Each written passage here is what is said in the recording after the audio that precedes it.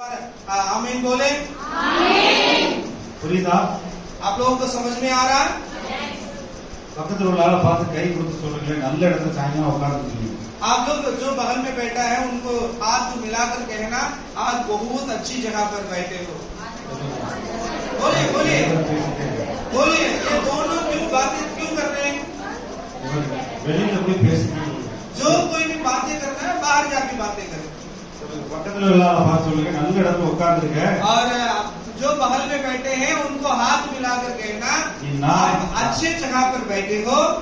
அதனால உன்னை பார்த்து சந்தோஷமா இருக்கு சொல்லி கை கொடுங்க. और हाथ पकड़कर उनसे कहना, आप अच्छे जगह पर बैठे हो, आपको देखकर मुझे खुशी हो रही है। बोलिए, शर्माइए मत, बोलिए। இனிமே யாரும் பேசக்கூடாது. இனிமே யாரும் பேசினா வெளியே போய் பேசணும். இனிமே நான் தான் பேசுறேன்.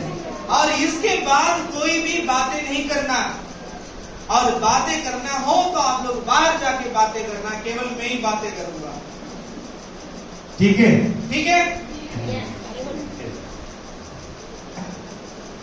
இன்னைக்கு ஒரு முக்கியமான காரியத்தை குறித்து பேச போறேன். आज मैं बहुत जरूरी बातों को मैं बातें करना चाहता हूँ। நம்முடைய ஆண்டவர் எப்படிப்பட்டவர், அவர் எப்படிப்பட்ட குணாதிசயம் உள்ளவர் சொல்ல போறேன். हमारे परमेश्वर कैसा है और उनकी स्वभाव के बारे में मैं बताना चाहता हूँ। எல்லாரும் விசுவாசிக்கிறீங்களா? आप लोग विश्वास करते हैं क्या? நான் கடவுள் மாதிரி உண்டாக்கப்பட்டிருக்கிறேன். आप लोग कितने लोग विश्वास करते हैं मैं परमेश्वर के जैसे बनाया गया हूँ? நம்ம விலங்குகள் வேற, நம்ம வேற. हम जानवर के जैसे नहीं है, जानवर अलग और हम अलग है। ஆண்டவர் நம்மள மனுஷனை ஆணும் பெண்ணுமா அழகா உண்டாக்குனார். परमेश्वर जो इंसान को बनाया और नर और नारी के रूप में बनाया, அவர் அவருடைய ரூபமாகவும் அவருடைய சாயலாகவும் உண்டாக்குனார். परमेश्वर अपनी रूप में बनाया, अपने के जैसे बनाया। எத்தனை பேர் கண்ணாடி பார்த்திருக்கீங்க? कितने लोग आप लोग आईना देखते हैं? கண்ணாடி பார்த்திருக்கீங்களா? देखा है? தலை மட்டும் குரங்கு மாதிரி, உடம்பெல்லாம் மனுஷ மாதிரியா இருக்கு உங்களுக்கு? आप लोग जब आईना में देखते हैं, आपकी जो सिर है, आपकी जो मुंडी है वो बंदर की जैसा हो, कभी शरीर जो है इंसान की जैसा हो, ऐसे कभी देखा आप लोगों ने? अनेक பெண்களுக்கு இருக்கிறத அழகுபடுத்திக்கிட்டே இருக்கிறாங்க. बहुत सारे जो महिलाओं को, हमारी बहनों को अपने चेहरों को क्या करते हैं, सजाने में ही बहुत सारे समय लगता है। காலையில இருந்து நான் வீட்டுல தங்கி இருக்கேன். அம்மா காலையில இருந்து தலை சீவுது, வாய்மை போடுது, அப்படியே பவுடர் போடுது, கழுவி கழுவி கழுவி. मैं एक घर पे अभी मैं बैठा हूँ, मैं वहाँ पे अभी रह रहा हूँ मल्याणा में। वहाँ पे मैं देखता हूँ तो एक बहन ऐसी है, सुबह से अपनी मुंह धोती है और आईब्रो लगाती है, लिपस्टिक लगाती है और फेशियल करती है और कुछ ना कुछ धोते धोते अपनी मुंह को धोते ही रहती है। அதாவது பாம்பே மாதிரி, பாம்பேல உள்ள சினிமா நடிகை மாதிரி ஆள பாக்குறாங்க. वो लोग क्या करते हैं, बॉलीवुड जो हीरोइनी जैसे बनना चाहते हैं। இதெல்லாம் யாரு உங்களுக்கு சொல்லி கொடுத்தது? कौन आप लोगों को ये बातें सिखाया? கல்யாணம் ஆன பிறகு தமிழ்நாட்டுல எல்லாம் யாருமே மேக்கப்பே போட மாட்டாங்க, லிப்ஸ்டிக்கே போட மாட்டாங்க. हमारी राज्य में शादी होने के बाद कोई भी महिला जो है और कोई भी सजाना और कुछ भी नहीं करते। என் மனைவி எல்லாம் ஒரு நாள் கூட பவுடர் போட்டது கிடையாது. और मेरा पति जो है एक दिन भी कुछ भी सजाने का काम कुछ भी नहीं किया। நான் உங்களை குறைய சொல்லல, தவறா சொல்லல. मैं आप लोगों को एक ऐसे एक ये चीज के जैसे मैं बोलना नहीं चाहता। எனக்கு புதுசா இருக்கு இதெல்லாம். எனக்கு எல்லாம் இதெல்லாம் புதுசா இருக்கு. ये सब मेरे लिए बहुत नया लग रहा है। இந்த மாதிரி அழகுபடுத்திக்கிட்டே நிறைய பேர் வெளிப்புற தோற்றத்தை தான் பாக்குறாங்க. और बहुत सारे लोग अपनी बाहर की जो सजाने में, बाहर की जो सुंदरता बढ़ाने के लिए बहुत टाइम बिताते हैं। நான் சொன்னேன், ஆண்டவர் உங்களை தாயின் வயிற்றில 40 வாரம் குழந்தையா பிறக்கும் போது அழகா தான் உண்டாக்கியிருக்காரு. और परमेश्वर जब आप आपकी माँ के पेट में थे, उन समय में परमेश्वर ने उस समय आपको बहुत सुंदर बनाया है। அதுல அருமையா எந்த கோளாறும் இல்லாம அழகா உங்களை உண்டாக்கி அவருடைய சாயலா, அவருடைய ரூபமா வச்சிருக்கிறார். और परमेश्वर अपनी रूप में सुंदरता के साथ और सुंदर की रूप में और क्या किया हुआ है, बनाया हुआ है आप लोगों को। எல்லாரும் நம்புறீங்களா? आप लोग विश्वास करते हैं क्या? புரியுதா? புரியுதா? समझ में आ இப்ப रहा है? வெளிப்புற தோற்றத்தை கடவுள் பார்க்கறாரா, உள்ளான மனுஷனை பார்க்கறாரா? परमेश्वर जो बाहर का देखता है नहीं तो अंदर का देख रहा है। क्या देखता है? ஆண்டவர் உள்ளான மனுஷனை பார்க்கறாரா, இல்ல வெளியில போட்டு இப்படி கலர் அடிச்சு பவுடர் அடிச்சு அப்படியே போறீங்களே அதை பார்க்கறாரா? परमेश्वर जो बाहर की चीजों को देखता है नहीं तो अंदर की चीजों को देखता है। क्या चीजों को देखता है? ஒரு சில பேர் தான் சொல்றாங்க अंदर अंदर, कुछ लोग ही बोलते हैं अंदर अंदर करके, कुछ लोग ही बोल रहे हैं, बाकी लोग बोल नहीं पा रहे। வெளியில என்னத்தை தான் கலர் பூசினாலும் ஆண்டவர் உள்ளான மனுஷனை பார்க்கறாரு. आप कितनी भी बाहर की सजावट का कितनी भी आप सुंदर बनाने की कोशिश करें, परमेश्वर बाहर देखने वाला नहीं, अंदर को देखता है। இயேசுவை விசுவாசிக்கும் போது இயேசுவின் அன்பு, அந்த இயேசுனுடைய சமாதானம் மனசுக்குள்ளே இருதயத்துக்குள்ள வரும். और जो परमेश्वर का जब विश्वास करने के द्वारा आपके जीवन में शांति और आनंद जो है आपकी हृदय में आता है। வெளிப்புறத்தில் நீங்க கண்ணாடியில பார்க்கிற மாதிரி ஆண்டவர் பார்க்க மாட்டார், கடவுள் அப்படி பார்க்க மாட்டார். जो आप लोग अपनी आईने में देखते हैं, आपके चेहरे को देखते हो, आप बाहर की सजाने के बारे में देखते हो, परमेश्वर ऐसे बाहर नहीं देखता। உங்களை உண்டாக்கும் போது ஆண்டவர் அழகா நேர்த்தியா உள்ளான மனுஷங்கள உறுப்பு எல்லாம் அவரை போலவே அவர் சாயலாவே உண்டாக்கிட்டார். परमेश्वर जब इंसान को बनाया, जब उनकी हर एक अंग बनाया गया, उसी हर एक अंग परमेश्वर अपनी की जैसे ही बनाया। Hallelujah, hallelujah. நம்புறீங்களா? आप लोग विश्वास करते हैं? ரொம்ப நேரம் கண்ணாடியில இருக்காதீங்க, வீட்டுக்காரரை கவனிங்க. और बहुत समय तक आप लोग आईने को ना देखें, बल्कि आप अपने पति को भी देखना जरूरी है। இப்பதான் புரியுது என்னடா பாஸ்டர்ல பேசுறாரு. अभी आप लोगों को समझ में आ रहा है पास्टर कैसे ऐसे बातें करते हैं। வீட்டுக்காரர் வந்தா முதல்ல கோவப்படாம சாப்பாடு எடுத்து வைக்கணும். और जब आपकी पति आपके घर में आ जाए, तुरंत आप उनके लिए पूछना है, उनसे पूछना है क्या खाना खाओगे, சாப்பாடு சாப்பிட்டுட்டு அவர் அரை மணி நேரம் தூங்கின பிறகு அப்புறம் பேசணும். और आप लोग जब वो खाना खाकर और आराम करने के बाद आप लोग तब उनसे बाकी बातों को करना चाहिए। வந்த உடனே அவர் கோபம் ஊட்டுற மாதிரி பேசினா வீட்டுல அடிதான் வரும். और जब पति जब काम करके जब घर के अंदर आता है तो उस समय आप लोग आते ही उनको गुस्सा दिलाने जैसे बातें करेंगे तो आपको पिटाई मिलेगा। புருஷனும் மனைவியும் ஒரே சரீரம் அப்படின்னு பைபிள்ல போட்டிருக்கு. और परमेश्वर की वचन कहता है पति और पत्नी एक ही तन के हैं, एक ही शरीर के हैं। புருஷன்ல இருந்து எடுக்கப்பட்டவள் மனைவி, और नर से निकला हुआ है नारी, ரெண்டு பேரும் ஒரே சரீரமா இருக்கிறார்கள். और दोनों एक ही शरीर हैं। இந்த சரீரம் ஆஸ்பத்திரிக்கு போக கூடாது. और ये शरीर जो है कभी भी हॉस्पिटल नहीं जाना चाहिए। வியாதி வரக்கூடாது. और आप लोगों की कोई भी बीमारी नहीं आना चाहिए। அப்படி இருக்கணும்னா பாவம் செய்யாம இருக்கணும். ஆண்டவர் சுகப்படுத்தின மாதிரி சுகப்படுத்துற மாதிரியே இருக்கணும். आप लोगों को ऐसा होना हो तो आप जैसे परमेश्वर बनाया वैसे ही होना चाहिए। आप पाप नहीं करना चाहिए। வேதத்துல என்ன போட்டிருக்கு? பைபிள்ல நிறைய வசனம் போட்டிருக்கு. இது தேவனுடைய ஆலயம், ஆவியானவருடைய ஆலயம் போட்டிருக்கு. और बाइबल में बहुत सारे वचन लिखा हुआ है और उसमें एक वचन ऐसा लिखा है तुम परमेश्वर की पवित्र मंदिर हो। இந்த ஆலயத்துல தான் கடவுள் வந்து வாசமா இருப்பார். और इसी पवित्र मंदिर में ही परमेश्वर वास करता है।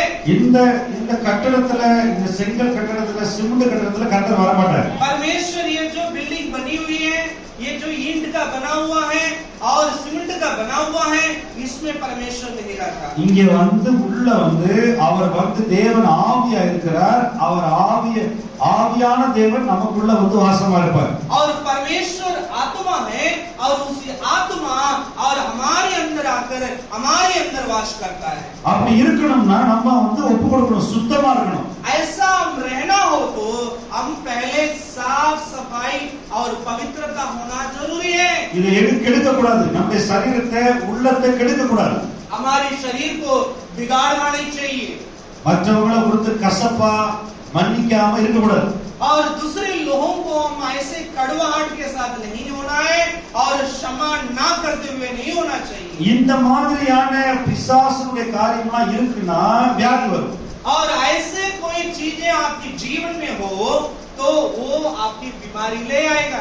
எல்லா டாக்டர் என்ன தெரியுமா சொல்றாங்க? सभी डॉक्टर क्या बोलते हैं पता है? அவன் என்ன சொல்றான்? மன உளைச்சல் தான் எல்லா வியாதிக்கு காரணம். और आपके जीवन में जो कोई भी बीमारी आता है सब एक ही बातें हैं, चिंता करते हुए। டாக்டர் கிட்ட போனா உன்னை சுகமாக மாட்டான். और डॉक्टर के पास जाए वो तुरंत आपको चंगा नहीं कर सकता। முதல்ல உங்களை படுக்க போடுவான், पहले आपको लेटाएगा காசு கொண்டாடுவான், और उसके बाद बोलेगा पहले पैसा लाओ, அங்க போய் கட்டு அங்க மருந்து வாங்கணுவான், और बोलेगा यहाँ पर जाके पैसा भर दो, वहाँ पर जाके मेडिकल में दवाई ले आओ। கடு உங்களை படுக்க போட்டு கசாப்பட மாதிரி आपको சொல்லுங்க அப்படியே சொல்லுங்க. आपको जैसे जो कसाई जैसे आपको क्या करेगा, बेड में लेटा कर உன்னை அறுத்துவான் और काटेगा। நிஜமா சிரிக்கி சொல்லல, நிஜமா हकीकत है ये। டெல்லி தமிழ்நாடு இந்தியாவிலே அதிகமான ஆஸ்பத்திரி தலைநகரம் வந்து சென்னை. और सबसे हिंदुस्तान में सबसे ज्यादा हॉस्पिटल रहने वाला जो राज्य जो है चेन्नई है। அங்க யார் யார் சுகம் இல்லையோ ஆளை கூட்டு வந்து ஊசி போட்டு படுக்க வச்சிருவாங்க. और जिसको आप बोलेंगे ये बीमारी है तुरंत आपको एडमिशन करवाएगा और वहाँ पे लेटा देंगे। முதல்ல போய் அங்க 50,000 கட்டு 1 லட்சம் கட்டணும். और उसके बाद बोलेगा एडमिशन का फी है, पहले 50,000 रुपए वहाँ पर जमा करना। நீ வீட்ல வந்து எல்லாருக்கும் கடன் வாங்கிடுவே. और उसके बाद तुम घर में भागते हुए जाओगे और अड़ोसी पड़ोसियों से अपने रिश्तेदारों से पैसा कर्जा लेकर आओगे और भरोगे। உன்னை படுக்க போட்டு என்ன தெரியுமா செய்வாங்க? और उसके बाद तुम्हें लेटाने के बाद क्या करेगा पता है? யார் சுகம் தர மாட்டான் உனக்கு. वो आपको चंगा ही नहीं देगा। 10 டாக்டர் வருவான், और 10 डॉक्टर लोग आएंगे அதுல 7 பேர் படிக்கிறவங்க. और 7 लोग उसमें पढ़ने वाले होंगे। 1 மணி நேரம் நடக்க வேண்டிய ஆபரேஷனை காலையில சாயங்காலம் வரைக்கும் அறுத்து வச்சிருக்கோம். சொல்லுங்க சும்மா சொல்லுங்க. जो आप लोगों को जो 1 घंटे में जो ऑपरेशन होना था उसे क्या करेगा, सुबह से लेकर शाम तक आपके शरीर को फाड़ कर वो टीचिंग करते रहेगा। कसाब कड़ा, அது மனுஷ கசாப் கடை. और वो देखेंगे तो एक मनुष्य का कसाई है वो।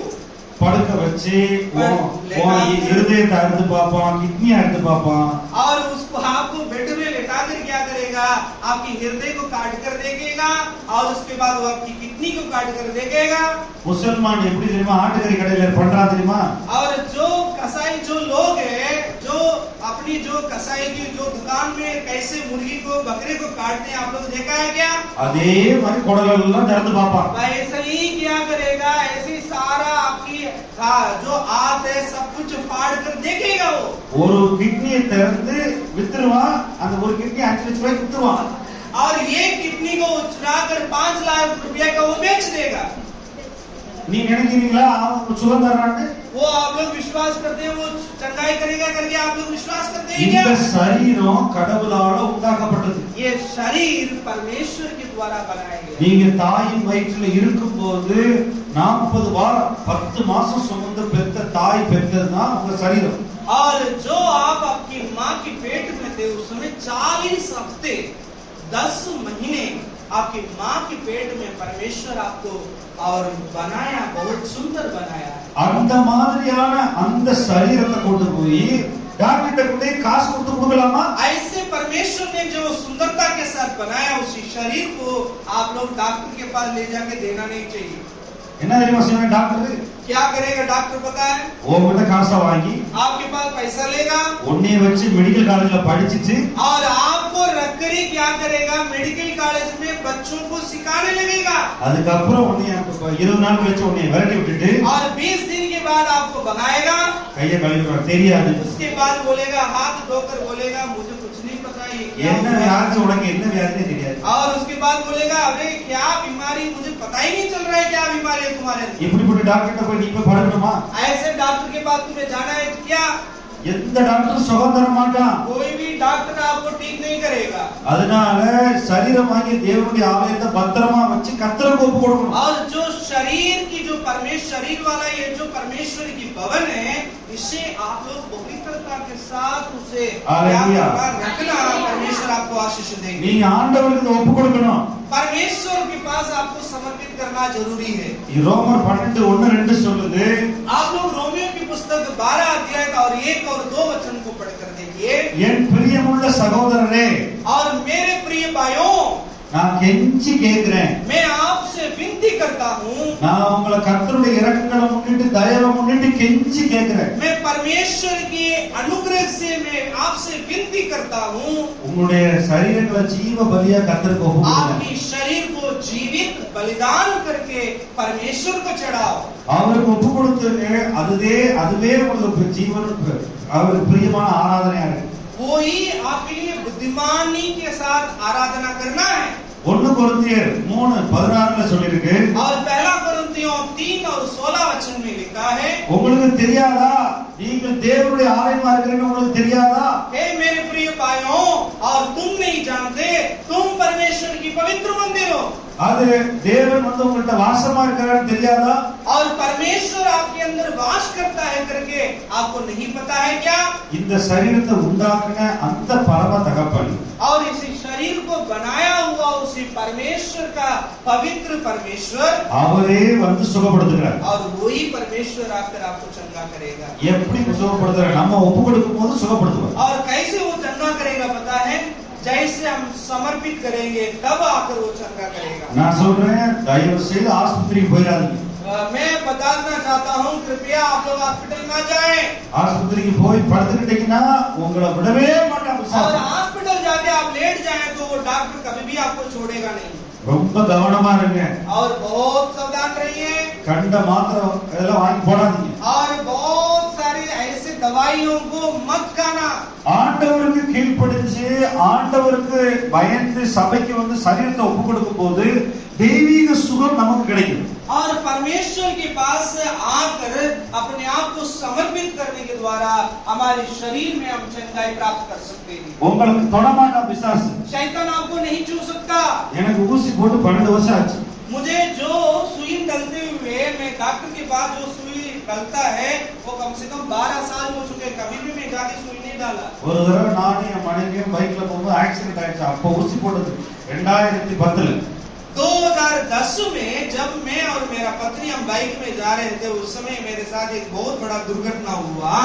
उस समय मुझे डॉक्टर ने सुई डाला है। ஆண்டவர் இந்த சரீரத்தை படைச்சது எதுக்குன்னா அவரோட உறவாட. और परमेश्वर इस शरीर को क्यों बनाया? उनके साथ संबंध रखने के लिए, रिश्ता बनाने के இந்த लिए। சரீரத்துல வசனத்துல மறுபடியும் ஆண்டவர் புதுப்பிப்பார், உருமாற்றம் தருவார். और इसी शरीर में परमेश्वर बार बार क्या करेगा? आपको एक नया रूप से बनाएगा। ஆண்டவர்கிட்ட நெருங்கி பழக பழக பழக வியாதி வராது, சாவு வராது. और परमेश्वर के पास कितनी नजदीक रिश्ता बनाते हुए आप जाओगे, आप नजदीक जाते जाते आपकी बीमारी, आपकी परेशानी सब दूर हो जाएंगे। आपके जीवन में कभी बीमारी नहीं आएगा। யோவான் 11:24-25 சொல்ற இயேசு கிறிஸ்து சொன்னார், நானே உயிர்த்தெழுதலும் ஜீவனுமா இருக்கிறேன். और यूहन्ना रचित सुसमाचार में पढ़कर देखिए, वहां पर लिखा हुआ है, मैं जीवित परमेश्वर हूँ, मैं ही सब कुछ हूँ। எந்தெந்த உறுப்புகள் செத்து கிடக்கோ ஆண்டவர் உயிர்ப்பிப்பார். और जो जो हमारे शरीरों के अंग मर चुके हैं, परमेश्वर उसे जीवित करने में सामर्थ्य है। சாவாமை அழியாமை கிடைக்கும் இயேசு விசுவாசிச்சா. और आप लोग परमेश्वर को विश्वास करेंगे तो आप पुनरुत्थान पाएंगे। நாளுக்கு நாள் உருமாற்றம் அடையும், சரீரத்துல ஜீவன் உண்டாகும். और आप प्रतिदिन आप विश्वास करने के द्वारा प्रतिदिन आपके जीवन में एक नया बनते जाएंगे। இப்ப எல்லாரும் கண்ணாடி பாப்பீங்களா? வீட்டுக்கு போய் आप लोग सभी लोग घर में जाके आईना देखेंगे क्या? कितने लोग देखेंगे? பார்த்துட்டு என்ன செய்வோம்? புள்ள பிறந்த உடனே எல்லாரும் என்ன சொல்றாங்க? அப்பா மாதிரி இருக்கு, தாத்தா மாதிரி இருக்கு, பாட்டி மாதிரி இருக்கு. जो बच्चे पैदा होता है उस समय सभी रिश्तेदार आएंगे, आकर कहते हैं ये माँ की जैसा है, ये पिता की जैसा है बोलते हैं। சிலருக்கு பிசாசு பொய் சொல்றாங்க. और कुछ लोग ऐसे क्या शैतान क्या करता है? झूठ बोलता है। நீ அழகா இல்ல. और कुछ लोग का जो शैतान आकर क्या करता है? झूठ बोलता है, तुम सुंदर नहीं हो। நீ உன்னை வேற மாதிரி மூக்கு இருக்கு. और आकर कुछ लोग शैतान जो है ऐसे बोलता है, तो ये जो नाक है तुम्हारे लिए अच्छा नहीं है। இதெல்லாம் பொய். ये सब झूठ है। சினிமாவை பார்த்துட்டு உங்க உடம்ப கண்ணாடியில பார்க்க கூடாது. और आप मूवी को देखकर आप अपनी शरीर को अपने चेहरे को आईने में नहीं देखना चाहिए. ஆனா உள்ளான மனுஷன்ல எல்லாருக்கும் ஒரு ஆவி ஆத்மா கொடுத்திருக்காரு. और हमारी अंदरूनी जो इंसान है, मनुष्य जो है, उसी मनुष्य के लिए परमेश्वर ने सब आवी आत्मा दिया हुआ है. हालेलुया हालेलुया ஆமென் आमीन. இன்னொரு ரகசியத்தை சொல்றேன். சரீரத்தை பத்திரமா பார்த்துக்கங்க, அது கர்த்தருக்கு ஒப்பு கொடுக்கணும். मैं और एक गुप्त बातों को मैं बताना चाहता हूँ, शरीर को ध्यान रखिए. இன்னொரு ரகசியத்தை சொல்றேன். और एक गुप्त बात मैं बताना வியாதி வரக்கூடாது, உங்க வாழ்க்கையில நல்ல ஆசீர்வாதமா இருக்கணும்னா இன்னொரு ரகசியத்தை சொல்றேன். मैं आप लोगों को और एक बहुत आपके जीवन में बीमारी नहीं आना चाहिए, तो और एक गुप्त बात बताना चाहता हूँ. எபேசியர் 6:1 அதுல एफेसियों की पत्री 6 अध्याय 6:1 6 का 1 சொல்லிருக்கு. என்ன சொல்லிருக்கு? क्या बोला है? एफेसियों பிள்ளைகளே உங்கள் பெற்றாருக்கு கீழ்ப்படியுங்கள். और वहां पर क्या लिखा है? हे बच्चों, अपनी माता पिता की आज्ञाकारी बनो. இதுதான் வாக்குத்தத்தம் உள்ள முதலாம் கற்பனை. यही आपके लिए पहला आज्ञा है. படிச்சா ஆசீர்வாதம் வராது, சம்பாதிச்சா ஆசீர்வாதம் வராது, ஆனா பெற்றோர் கீழ்ப்படிஞ்சா ஆசீர்வாதம் வரும். और पढ़ने के द्वारा, बड़े बड़े काम करने के द्वारा पैसे और धन और आशीष नहीं आएंगे, लेकिन आप अपने माँ बाप को आज्ञाकारी बनने के द्वारा परमेश्वर आपको बहुत आशीष करने आमीन. में सामर्थ्य है. அப்ப யார் யார் தகப்பு தாயை கனம் பண்றீங்க எனக்கு தெரியாது. कितने लोग मुझे पता नहीं अपने माता पिता का आदर करते हैं, मुझे नहीं मालूम, எனக்கு தெரியாது.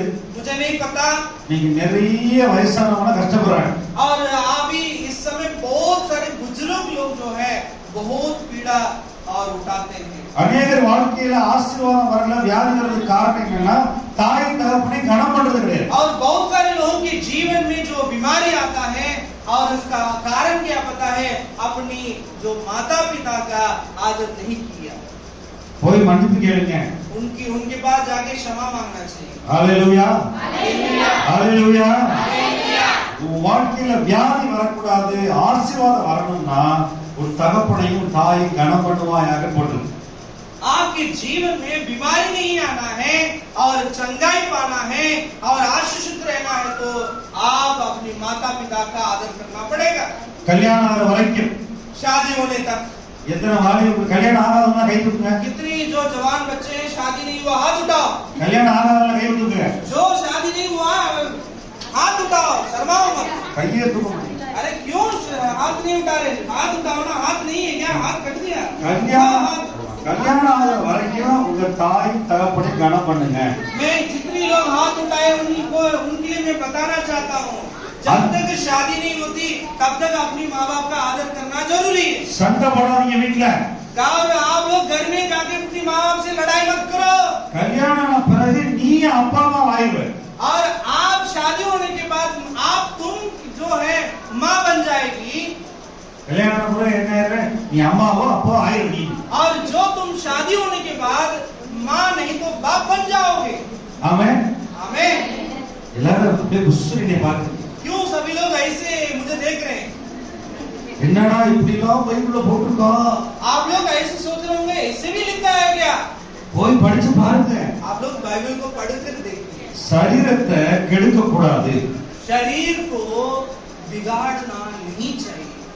அதுக்கு இன்னொரு ரகசியத்தை சொல்லிட்டாரு. और एक मैं गुप्त बातों को बताना चाहता हूँ. சபையில உங்களுக்கு ரகசியத்தை சொல்லிட்டாரு. मैं कलीसिया में एक बहुत आप लोगों के लिए गुप्त बात बताना चाहता हूँ. வாயில எல்லாரையும் வெய்யாதீங்க. சபிக்க கூடாது. अपनी मुंह से गंदी गालियों के द्वारा आप दूसरे को शराब मत दो. யாராவது தவறு செஞ்சுட்டா அவனை மன்னிச்சிட்டு கம்முன்னு இருக்கணும். शायद आपके जीवन में कोई धोखा देता हो, कुछ भी हो, आप गालियां देकर और गंदी शब्दों के द्वारा उसको शराब मत देना. புருஷனை கெட்டவார்த்தை போட்டு வெய்யாதீங்க. और आपकी पति को गालियां बिल्कुल ना देना. ஆமென். आमीन. புருஷன் अடிக்கிறாருன்னா மன்னிச்சிருங்க. आपकी पति आपको मारे तो आप शांत रह के उन्हें क्षमा करना चाहिए. ஆண்டவர் தொடுவார் உங்க வீட்டுக்காரரை. और आपकी पति को परमेश्वर छुएगा. உங்க வாயில கெட்ட வார்த்தை வரக்கூடாதுன்னு எபேசியர் 4ல போட்டுருக்கு. और आपके जो मुंह से गंदी गालियां नहीं देना चाहिए बोलकर एफेसियों की पत्री 4 अध्याय में लिखा है. யாக்கோபு 3ஆம் அதிகாரத்துல சொல்லிருக்கு நாமும் நெருப்பு தான். और याकूब की पुस्तक में 3 अध्याय में लिखा हुआ है जीव जो है आग है। Hallelujah hallelujah. இப்படிப்பட்ட பிரசங்கத்தை எதிர்பார்த்திருக்கவே மாட்டீங்க. ऐसे प्रचार को आप लोगों ने सोचा भी नहीं होगा ऐसे प्रचार होगा। எத்தனை பேருக்கு தீப்பெட்டி தெரியும்? कितनी लोगों को माचिस पता है? पता नहीं किसको। சரி, ஆமா. அது என்ன செய்யணும்? சின்ன தீ காட்டை கொளுத்தி விட்டுரும். ये कि माचिस की तिल्ली जो है पूरा जंगल को जलाने में जला सकता है। நாக்கு நெருப்பு தான், சின்ன கொளுத்தி விடுறது. और हमारी जीभ भी ऐसे ही एक ही शब्द जो है परिवार को बिगाड़ ஒரு सकता है। குடும்பம் வழங்காம போனா நாக்குல ஏதாவது ஒன்று சொன்னா போதும், குடும்பம் வழங்காம போயிடும். और ये परिवार जो है बर्बाद होना हो और जीभ से ये गंदी शब्दों को बोलो वो परिवार जो है बर्बाद हो जाएगा। Hallelujah hallelujah. நீங்க இனிமே மனம் திரும்பணும். யாரையாவது தப்பா சபிச்சிருந்தா ஆண்டவரே மன்னிக்கிறேன், பைபிள்ல போட்டிருக்கு ஒரே வாயில இருந்து துதித்தலும் சபித்தலும் வரக்கூடாது.